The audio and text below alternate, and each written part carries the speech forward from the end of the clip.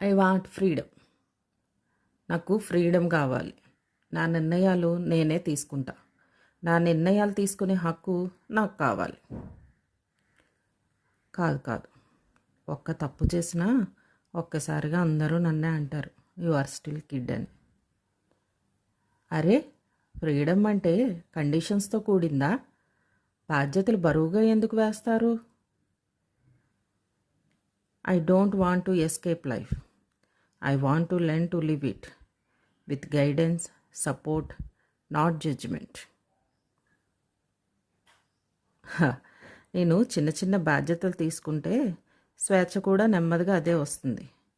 స్వేచ్ఛ అంటే నచ్చేది చేసేది కాదు, ఎవరున్నా లేకపోయినా సరైనదే ఎంచుకోవడం.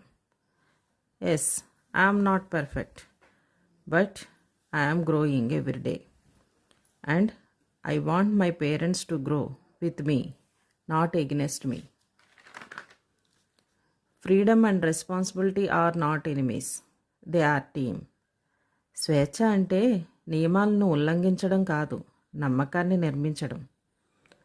Thank you.